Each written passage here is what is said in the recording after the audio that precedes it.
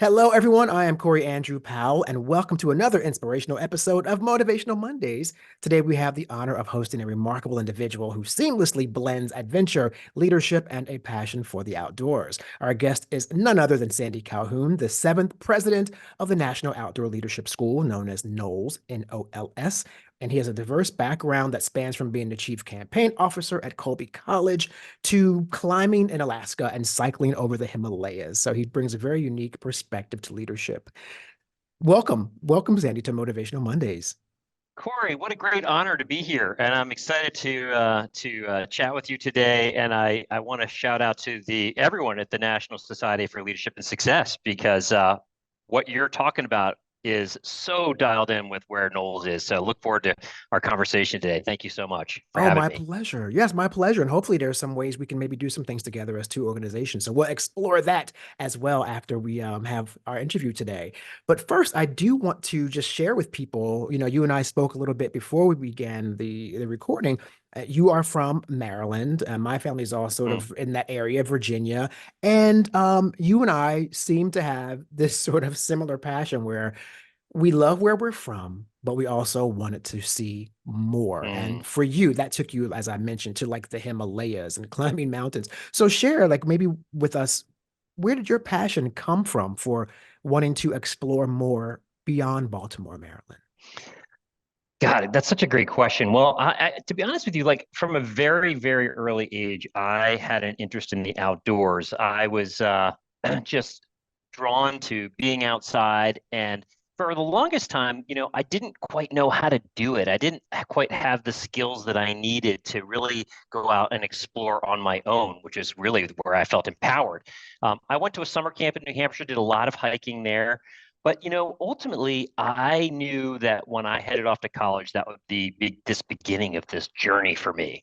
And the first step on that was I was able to take a course at the National Outdoor Leadership School. And at the time, I knew it was going to be. I thought it might be hard and challenging. I wound up out in the Wind River Mountains of Wyoming, I have to tell you, I was a little bit of a chubby guy back in the day and went out on this trip, this course, and it was transformative in my life. It was hard. It was really hard. I was with one of the younger students on the course. Um, it was 30 days in the middle of the Wind River Mountains of Wyoming.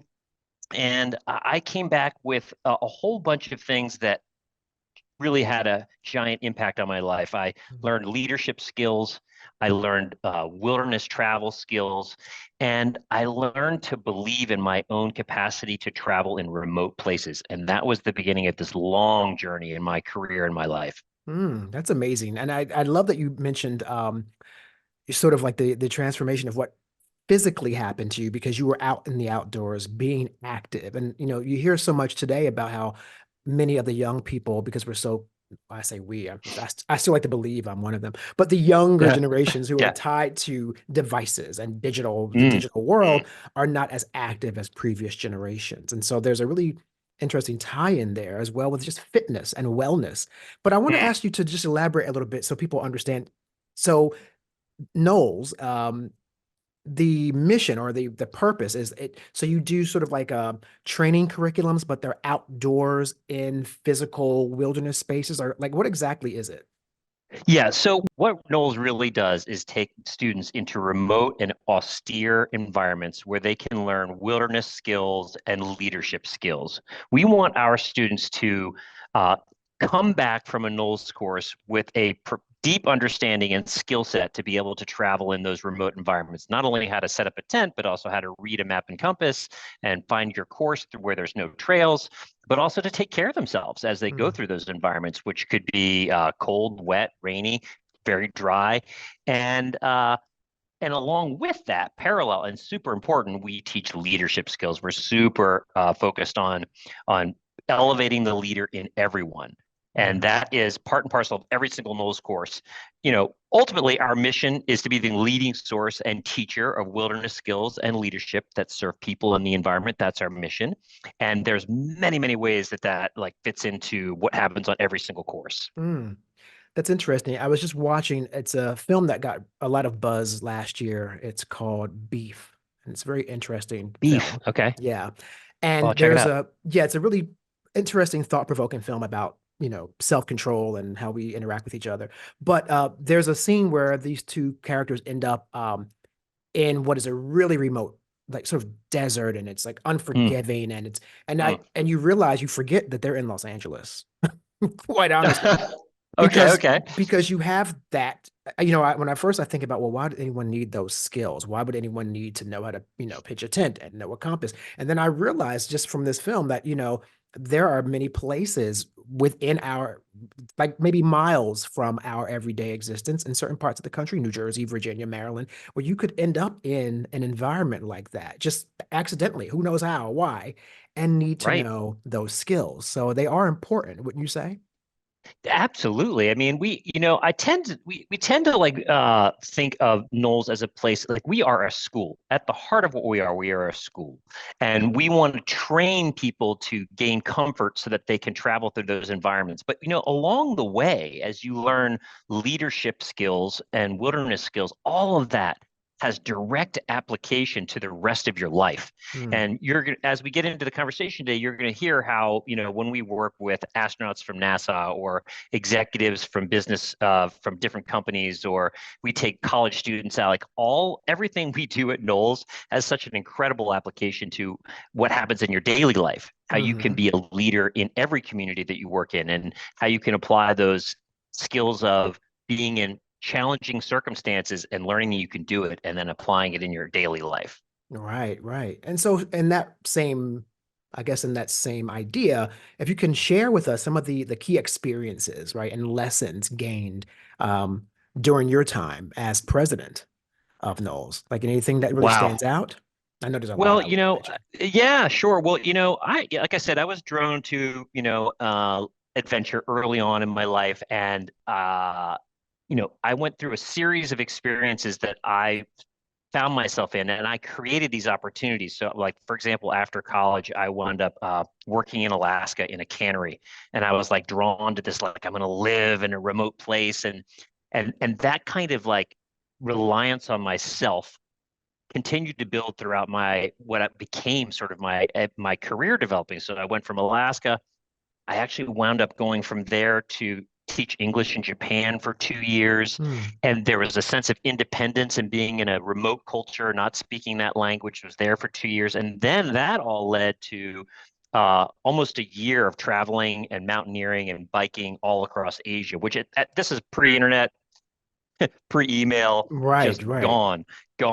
And wound up cycling actually across the Himalayas from the capital of Tibet, Lhasa, to Kathmandu, Oh my uh, gosh. which is about a 21-day journey Hmm. on our bicycles, which that was a story unto itself. So all of these experiences of like going out and exploring the world, one fed into the next, one fed into the next. So I wound up, and Corey, if I'm getting off track, just say the word, but I wound up parlaying all of that into this experience as a journalist. Hmm. And I thought at that point in my life that I wanted to be a photographer for National Geographic and write stories, and that was going to be my thing.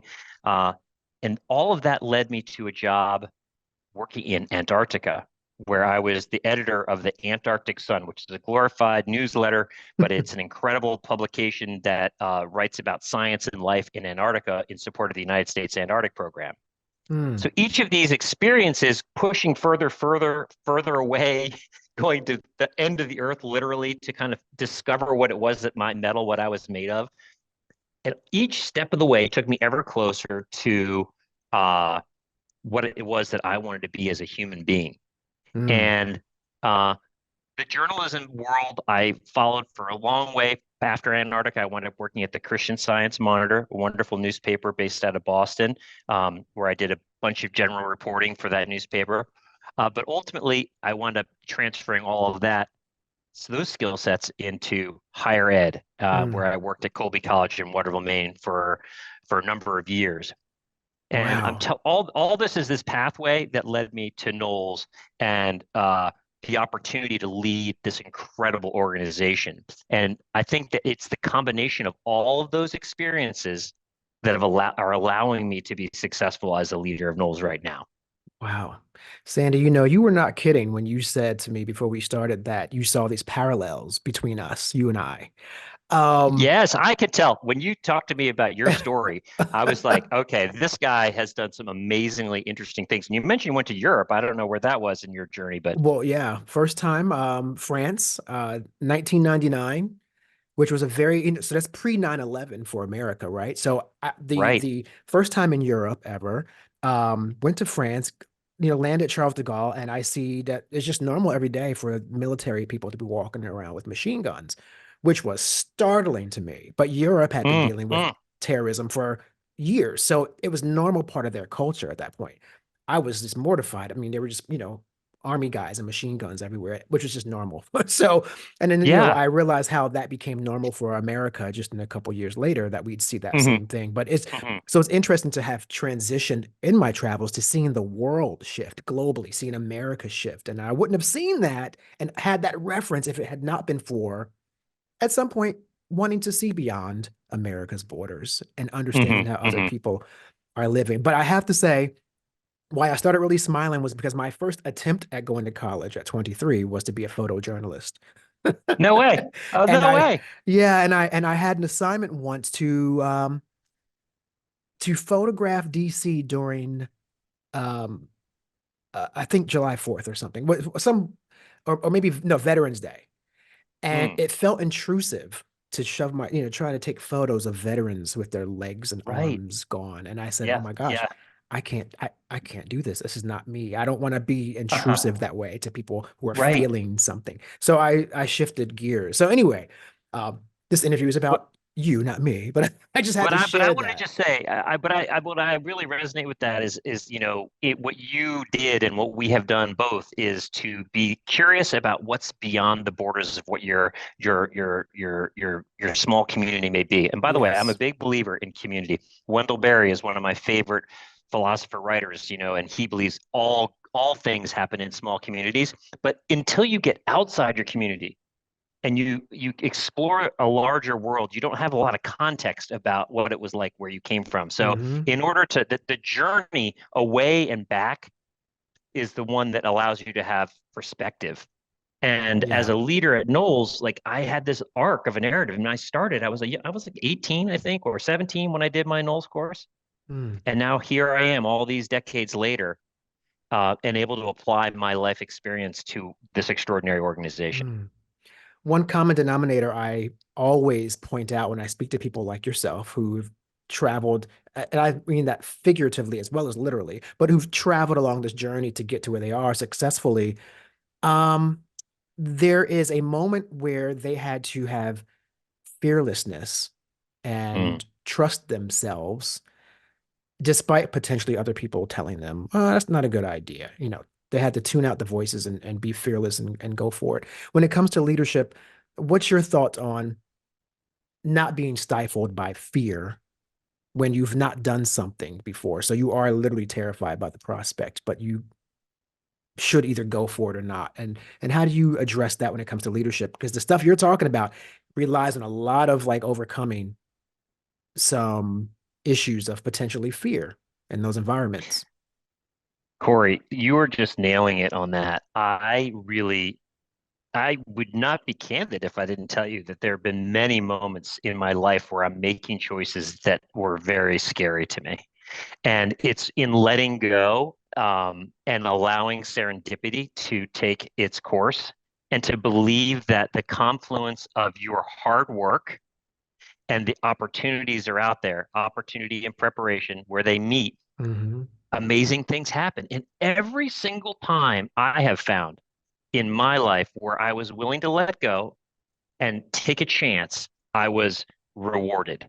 Mm, It wasn't common, uh, you know, a series of choices. It wasn't common to get out of college and wind up working in Alaska. mm, Like I'm going to go to Alaska with nothing. I had no mm. job. I just was like, I had a backpack and a fishing rod. Um, Yeah. and I wound up, you get it. If you're a good human and you have good values, you'll find the opportunity. And I got a job it was called Samurai Seafoods in Homer, Alaska. Mm, But that's a small example. I'll give you an even bigger one. When I decided I had completed the work that I wanted to do at Colby College, which is only in the last 2 years, uh, I decided that I wanted to take 6 months of my life and not work and reflect on what it is that I wanted to do next. That Mm, felt so scary. I'd never left a job without having the next one lined mm, up. yeah. And then guess what happens? I have a little bit of space. I built a bridge. That was exciting. I built a bridge, but Like with my physically, you hands. built a bridge? Yeah. It felt Okay. good, right? I was like down there building a bridge. I was like, oh my God, I'm building something. Like I can actually see it. But in the time that happened, like I was involved with the board of trustees at NOLS, and there was an opportunity to support them as they went through a transition.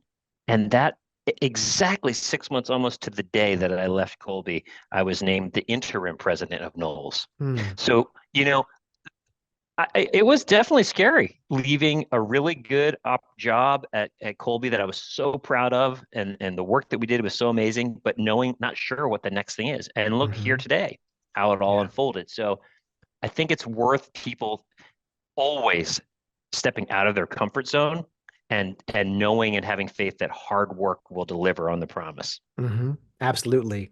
It's very much what all the other leaders have said that I mentioned, where they just basically say, if you're given an opportunity and you're scared of it, say yes and figure it out when you get Oh, there. I mean, it's with really that simple, right? Without a doubt. I mean, you hear over and over and over again, especially in professional athletes, you hear this quite a bit, that, talent will only take you so far. It's hard work and dedication. And like I think anybody who knows me well would say that I've been working really hard for a really long time to kind of learn my craft and to learn how to become a better leader. I've grown through each opportunity that I've had. And when all of the forces aligned at NOLS that allowed me to have this incredible opportunity, this honor to lead NOLS, like I had the skill set. Now, there's a lot, I'm doing so much learning. I love what I'm doing. I learn every day, but you had to be willing to work really hard to get there. And I think Hmm. that's a common denominator. Whenever I see a successful leader, they make it look easy. It's that metaphor of the duck under the water. You're like paddling furiously, but up top they look calm.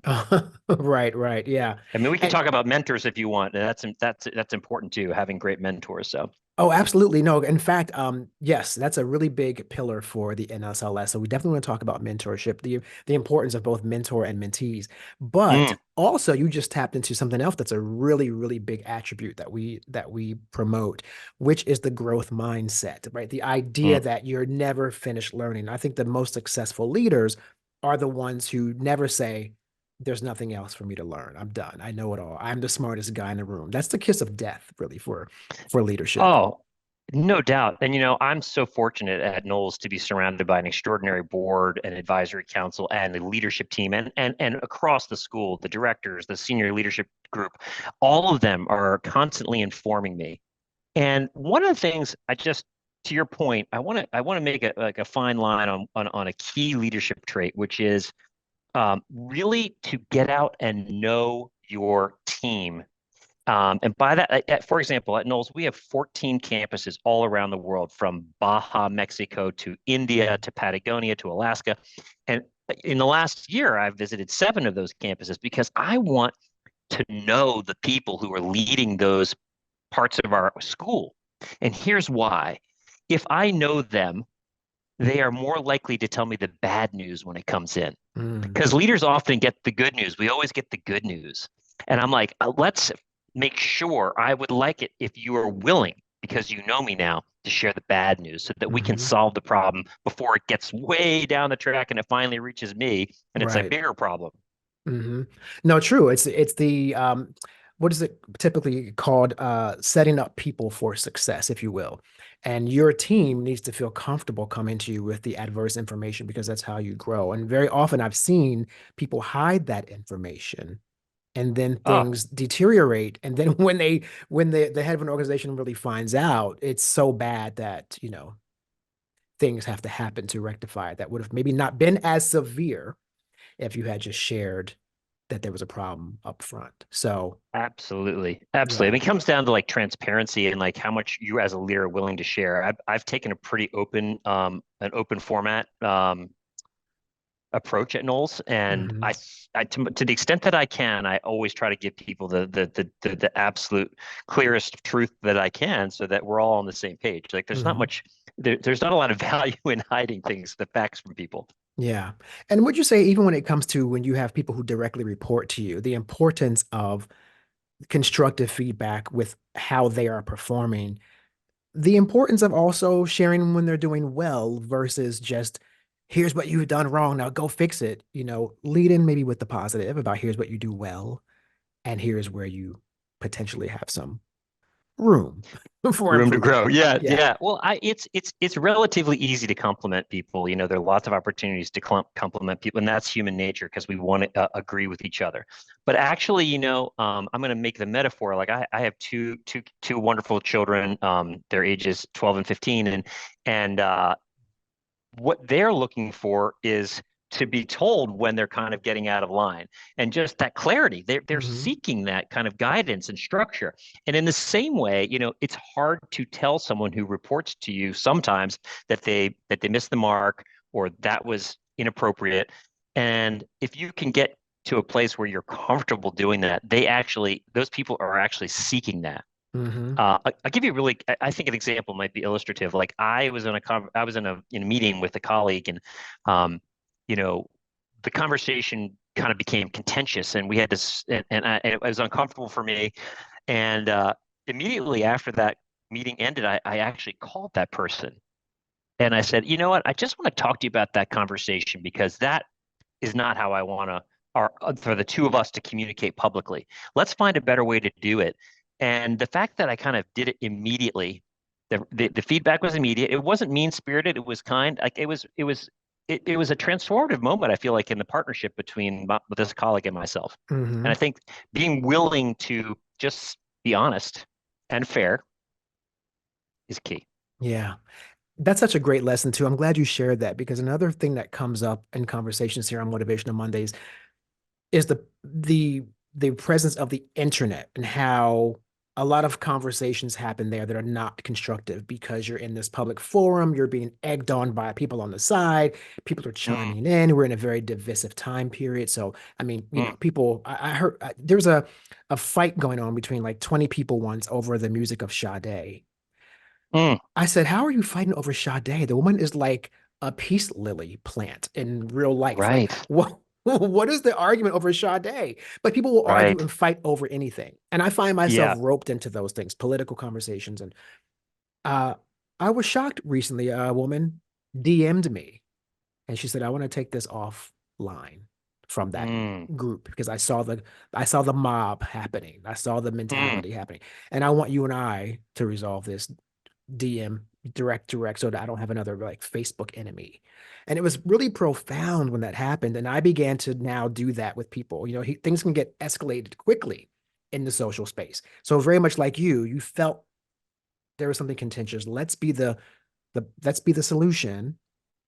Go in and fix it before it escalates to something else. So I think it's life or online. It works. Yeah, I totally agree. And I this might be I'm going to make use this moment to segue into something really important about how Hmm. Knowles operates, which Yes, is yes, please. um, one of the founding pieces of our school is what we call expedition behavior.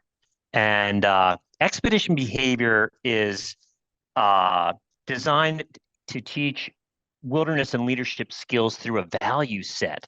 So when you are talking about, your conversation with this person who went all offline with you, like expedition behavior, I'll give you a couple examples, because like you can go to our website and find it. Expedition behavior. There's a series of values that align behind that. So one of them is for example, treat everyone with dignity and respect. Another one is be kind and open hearted.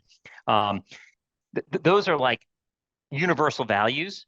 And what happens with EB, we call it EB, is that it's not just a value. It's actually, we drive that into action. So how does expedition behavior like carry out on every single NOLS course that we do? Um, Basically, you're teasing out like the communication of the values as as things happen on the course. Mhm. So it's actually like, how am I showing up right now in this interaction with you? Yeah. How am I interacting? And then also, how am I in service to the people on the course? So this is just the beginning of a dialogue. I want to see how we can like share more about expedition behavior because it's truly a foundational piece of what we do on every single NOLS course that we take out into the field. Mm. Oh, I love that. Yeah, absolutely. Um, it's very similar to something that I have begun to talk to people about when I do talks or whatever the situation may be, just to share some wisdom, is I want people to think of themselves as a brand. And I always ask them, what are some of your favorite brands? And they tell me, Hmm. and Oh, they that's tell me so what they interesting. like about me. Yeah, I did my very first keynote. I was so excited at a university in Florida a couple months ago. And I used this example in my Oh, that's talk. fascinating. Thank you. It was amazing. And I said, what are some of your favorite brands? And they told me, and I shared mine. I said, what do you like about them? And they told me why, how that brand makes them feel and why they Yeah. continue to repeat the business and, want to interact with them. And I had to make sure they understand that every day you leave the house and interact with people, you are a brand. People are interacting with you. You are leaving an impression and deciding how people experience you versus going out in the world and think I'm going to have experiences. Do we think enough about how are people experiencing me? And that is how I've been living my Wow. life. I So, love that. I love this. yeah, So I have thank to you. ask. I have to Mhm. ask, Corey. What are your? Tell me two of your favorite brands. Oh gosh, well, Macy's, because I'm a shopaholic. Are you really? Oh, I that's funny. am. It's Okay. crazy. And I'm obsessed Macy's. with bow ties. Oh, okay. I got it. I got it. That's one of my things. And And a oddly nutty enough, one on today, by the way.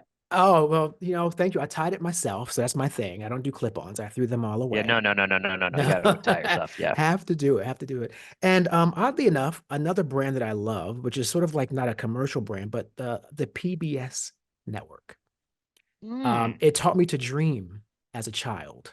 When I didn't have a Hmm. family that went to theater, I discovered Baryshnikov at 7 years old, and I said, what is like how is he doing that with his body? Like the fact that a network brought that level of high art and culture to a Hmm. little black kid in the inner city in 1970 whatever, like it's powerful, and to this day it feeds me that way, so I donate to it to this day.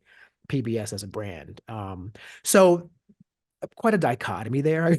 Macy's and PBS, No, but they but really speak to who you are. They're the things that you yeah. care about, and I think that you're totally right. It's such a great tool to ask that of people because you really get an insight into their what they care about. Honestly, Hmm. because it's like both it's enjoyable for them and it's also it's their you can kind of see your values reflected in that place. You know what I mean? Yeah, yeah, absolutely. And I want people to realize that, they are leaving impressions. We are, whether we realize it or not, we are a brand. So I want them to realize like what does your brand represent, basically. So I it's got a it. Well, yeah. I would share with you, Corey, that like you won't be surprised. Some of the favorite brands that I really connect with. I of course I love National Geographic because as Hmm. that my whole life was exposed to adventure and the world beyond, and the stories of Robin Lee Graham sailing around the world on his boat called Dove. Um, and then of course, honestly, I'm an outdoor gear junkie. So between like the North Face, Never Stop Exploring, Yeah. and Patagonia or Mm. REI, and I Hmm. have to tell you what some of the things that REI is doing right now are incredible. And they are a partner of NOLS, so we're really grateful for that. So those are the brands that speak to me because they speak to adventure Yeah. and getting out into the world, living life, opting outside, all of that.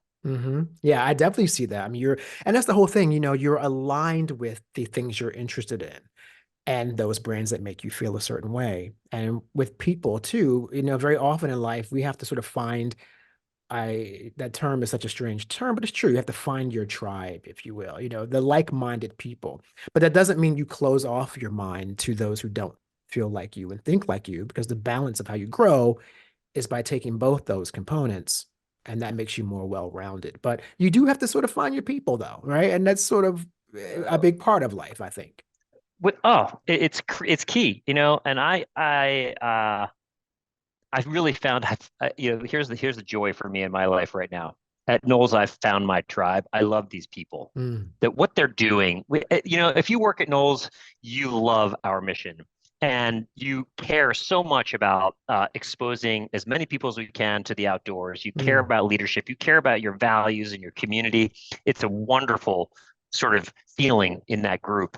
Um, you made me think a little bit about one of my favorite leadership uh, authors and speakers is Simon Sinek. I'm sure you've read a lot of Simon, and Brene Brown is another favorite. But Simon Sinek's book, The Power of Why, is you know, he said a great line, and I'm just going to read it because I want to make sure I get it right. People don't buy what you do; they buy why Mm. you do it. Say it Exactly. again. People don't buy what you do; they buy why you do it.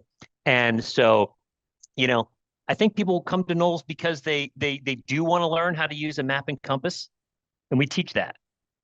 But they come because they believe in what we offer, which is exposure to these extraordinary environments Mm. that are remote and austere.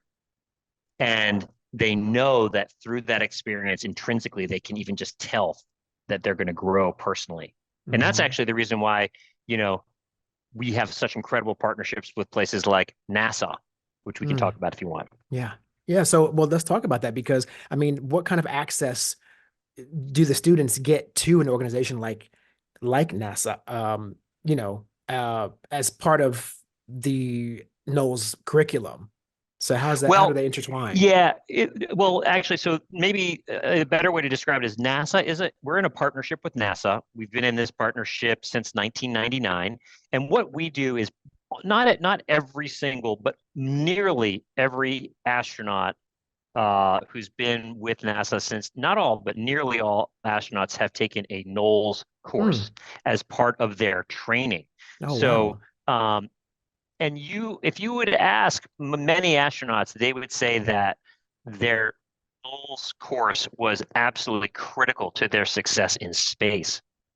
Hmm. Fascinating, right? And Hmm. so, what we know about NOLS courses is that, you know, this part of their training is stepping entirely away from like the technical aspects of space travel, of being immersed underwater and learning how to do in a weight-free environment. It's all that technical stuff. It's all about the cohesiveness of the team and how Hmm. the team operates and what they learn in those circumstances. Can I tell you a little story about a Of NOLS course. course with NASA astronauts? Yes. Yes, please. Great. So basically, imagine this. You had, and I won't use any of the names, but basically, our NOLS instructors were with a a crew of astronauts on a sea kayaking trip in Alaska. And they'd reached the point in the course where they were taking control of their own destiny. And the instructors were there to make sure they were safe, but they were setting the course, the destination for the day, how many miles would they paddle, where would they camp that night. So they make a long story short, they paddled to where they were headed. And the instructors knew that the beach that they had planned to land on to camp was not going to work. But Hmm. they didn't tell them. They said, you got to, this is where you're going to learn from direct experience. They're not manufactured consequences, they're real ones. So they paddled 7 miles, got to the beach, couldn't land. And Hmm. at that point, everyone is exhausted. All the astronauts are tired. And so it kind of devolved at that moment, meaning the leadership fell apart. Instead of like working as a team, they kind of looked at the commander and said, you should solve our problem. And it was a kind of a disaster. Hmm. And they decided that they either had to go all the way back where they started or go 6 miles further. Eventually, they decided to go 6 miles further. They arrived in camp. Everyone's just exhausted. They doubled their day. Just not a great day. But the next morning, when they sat down and talked and learned how did we work as a team? Where were the failures? What happened to leadership? Hmm. What could we have done better? That was like a transformative moment for that crew as they bonded together as a team. And by the way, the consequences in space are way different, right? You cannot mess up in space. Right. And so fast forward fast forward, they were in space together, and they actually this whole group was had to do like an emergency spacewalk to solve some problem.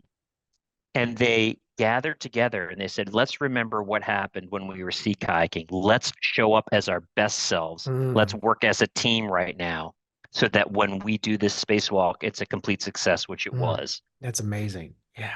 Wow. And you're right, the Sorry, it's a stakes long are so story. high. No, but I mean, it's amazing because the stakes are so high. In that moment, they really, really had to trust themselves and each other as a cohesive unit because there was no room for an error. I mean, the thought of Yeah. spacewalking terrifies me. So Well, I just know. I mean, these astronauts are just like the fact that that NASA will send their astronauts on a NOLS, almost all of them on a NOLS course, is just to me is like the highest compliment we could be paid because these human beings are so extraordinary. What it takes to become an astronaut.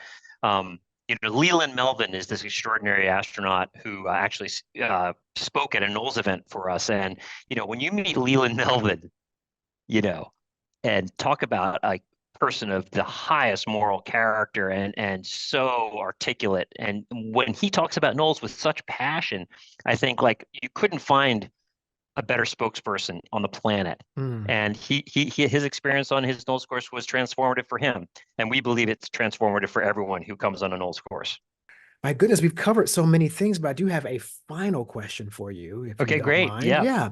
And it's like a good balance of personal and professional. So I'm curious, like when you're balancing your professional life, with the outdoor adventures, family living, family exploration, Mm. etc., how do you integrate all that you're passionate about with the outdoor living and outdoor adventures with your family's lifestyle? Are they Mm. cohesive, or your kids are like, nah, Yeah, Dad, I'm that's not great. I'm not hiking today, Dad. You Oh, know? it's such a great. Thank you for asking that question. So, thankfully for me, our family loves the outdoors. We spend a huge amount of time together in the outdoors. So pretty much every weekend, you'll find our family doing something that might involve being outside of the four walls of our home. And the kids love it, and that's a big part of who they are. We are hiking all over the White Mountains of New Hampshire and Maine in the summertime. Uh, and my wife and I find like our greatest joy and satisfaction being outside together. In fact, Hmm. it's just the number one thing we do. So we're lucky. I'm very, very lucky that my family and my personal interest, all of that like overlaps seamlessly. So I'm pretty lucky. I feel very Yeah. blessed about that. That's wonderful. Well, that's great. And of course, as you were talking, I just thought about when I was a kid, one of my favorite movies was the Swiss Family Robinson. And Oh yeah, and I remember Swiss like Family just Robinson. yeah, I mean I'm dating myself clearly with that reference, but it was good. It was Well, good the fact that stuff. we both know about it says something about how old we both are. Yeah, the Um, Wilderness Family. That was some great stuff back then. So that's sort of what I pictured when you were sharing that. So, but thank you so much, Sandy. And is there anything else you want to share with our listeners or anyone listening about maybe the program at Knowles? Anything to add? all I want to say is that at Knowles, our goal is to expose people to these extraordinary and remote places, and we have an extraordinary uh, set of leaders. I wouldn't even talk about our leadership team, but or the leaders that go into the field. To be a lead Knowles instructor takes 3 years of training. Hmm. These are the most well qualified, extraordinary human beings from all over the planet. I mean, our instructors come from all over the world to come and lead for us. And I'll say this one last thing. It's an Hmm. important distinction. Our leaders are not guides, they're educators. Hmm. They're not guiding, they're educating. And we really feel like that's a super important way to distinguish who we are. We're a school. And anyway, Corey, I just want to say thank you for giving me the chance to speak to you and address your audience. Really great conversation. I enjoyed it. You put me at ease, and I appreciate that. Oh, well, I'm honored, sir. Every time I hear someone share with me that they enjoyed their time here speaking with me, it's it's an honor to hear that. Lets me know that I'm doing something right. So I definitely Oh, appreciate that. you are very skilled at your job. You are Oh, very skilled at thank your you. job. Thank you. Thank you, Mr. Sandy Calhoun, the seventh president of the National Outdoor Leadership School. It's been a pleasure to have you today on Motivational Mondays. Thanks so much. Thank you. Thank you, Corey.